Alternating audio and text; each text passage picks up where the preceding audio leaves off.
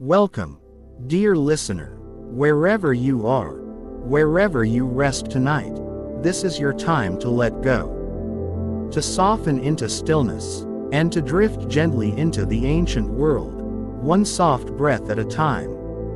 You are safe here, and slowly, quietly, we're going to travel back thousands of years, to the warm banks of the Nile River, to the rustling palms and clay brick homes of an ancient Egyptian town. But tonight, we're not going to witness great pyramids rising, nor kings on golden thrones.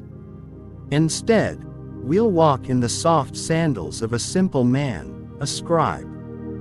One who spent his days not in battle, nor in temples, but with brush and reed in hand, bringing words to life.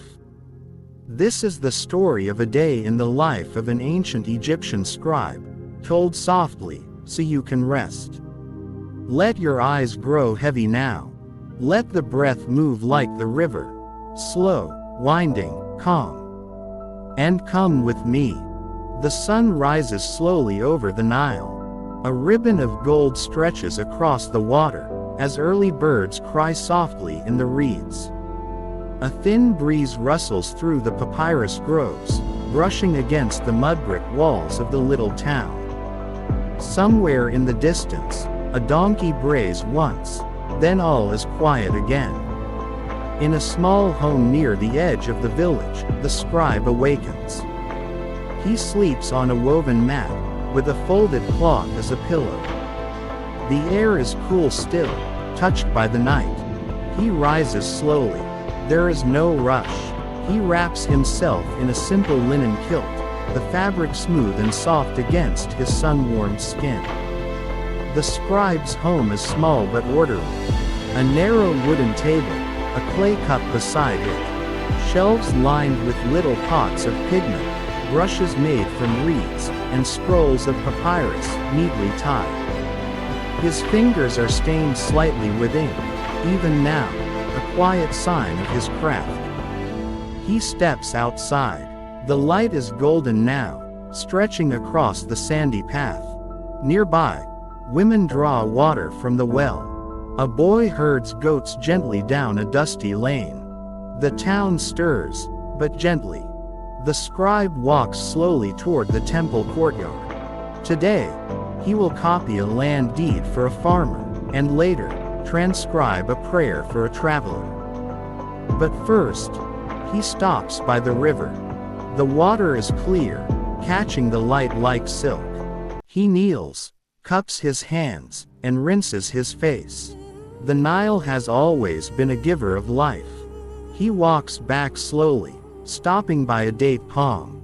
With a practiced hand, he selects a ripe date, splits it, and eats it quietly, the flavor sweet and earthy.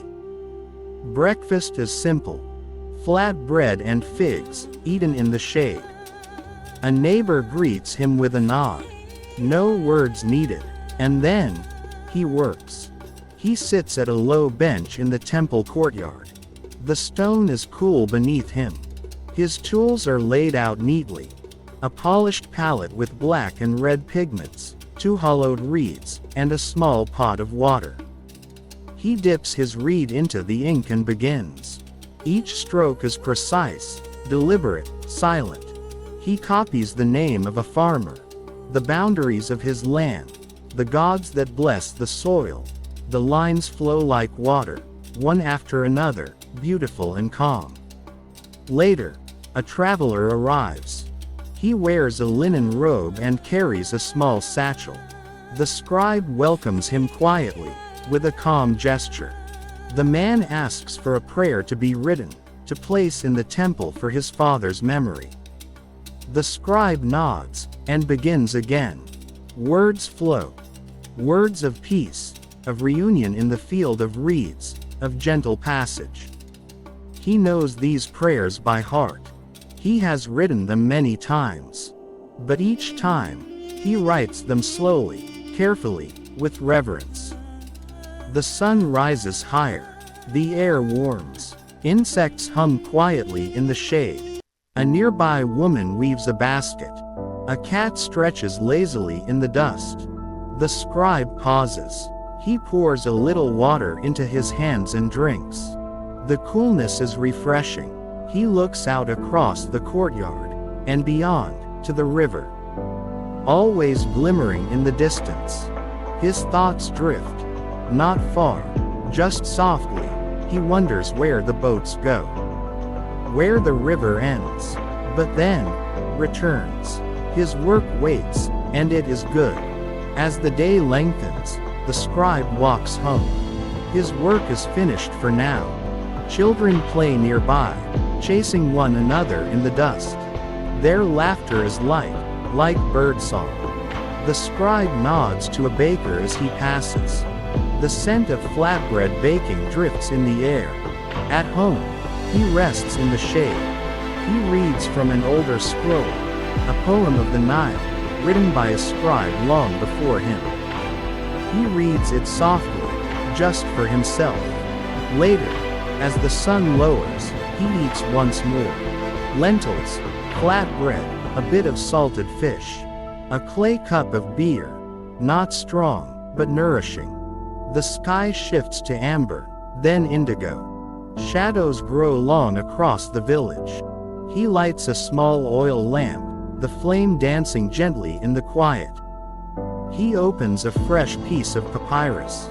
And just for himself, he writes, "May the words I send today return to me in peace. May the Nile flow, and time be kind." He puts away his tools, folds his linen carefully, washes his hands in a clay bowl by the door. Outside, a heron glides across the darkening sky. He lies down once more, on the woven mat. The stars blink to life, one by one. The village grows quiet. Even the river rests now. Just a gentle hush. He closes his eyes. Another day well lived. Another scroll is complete. Another prayer written. And tomorrow, more ink, more silence, more calm. Sleep well now, scribe of the Nile. Sleep well, listener of his life. The river is near. The lamp is low. The words are done. Good night.